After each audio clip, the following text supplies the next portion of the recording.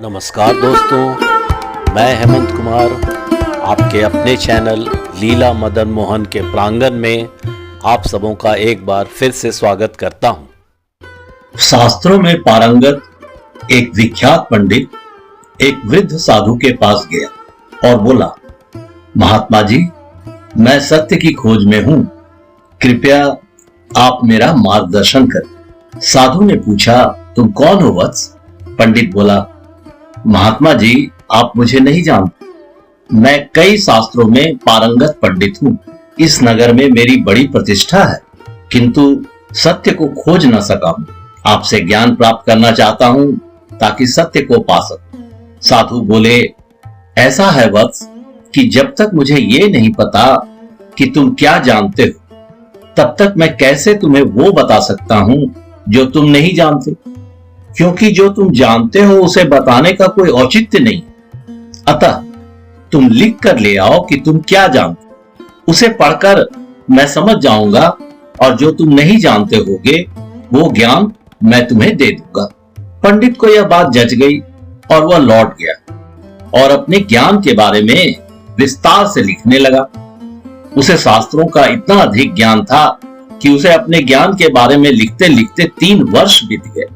3 वर्ष के बाद जब वह साधु के पास पहुंचा तो उसके हाथ में 1000 पृष्ठों की एक पोथी थी। साधु अब और वृद्ध हो चले थे।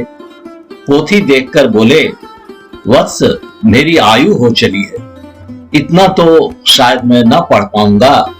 तुम ऐसा करो कि इस पोथी का सार लिख कर ले।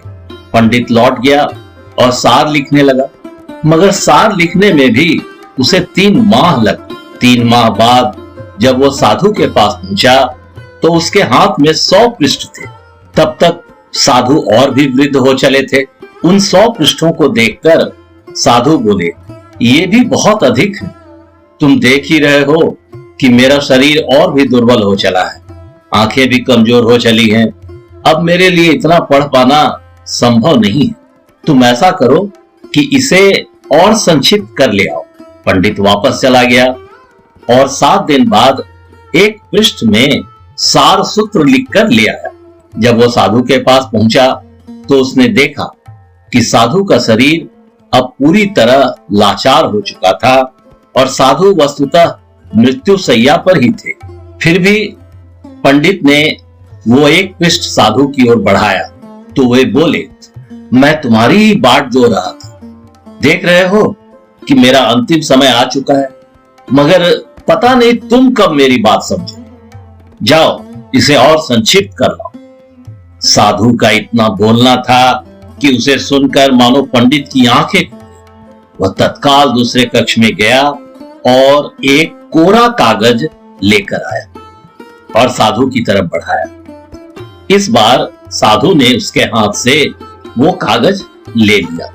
हाथ में वो कोरा कागज लेकर और उसकी तरफ देखकर साधु मुस्कुराए और बोले, जानते हो, इस कोरे कागज को देखकर तुमने अपने ज्ञान के बारे में क्या जानकारी दी है?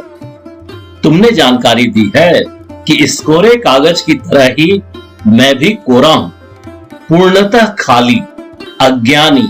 अतः अब तुम मेरा ज्ञान प्राप्त करने के योग्य हो, क्योंकि शिष्य वह है जो गुरु के समक्ष ये भाव रखे कि वह कुछ नहीं जानता।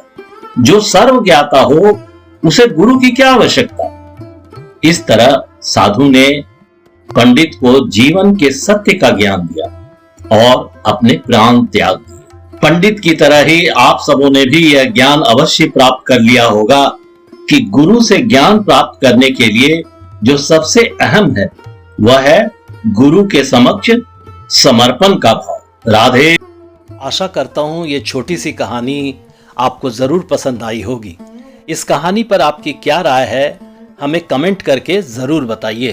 कहानी पसंद आई हो तो लाइक और शेयर करना बिल्कुल भी ना भूलिए। चैनल पर नए हैं तो चैनल को सब्सक्राइब जरूर कीजिए। आपका कहानी सुनने के लिए बहुत बहुत धन्यवाद।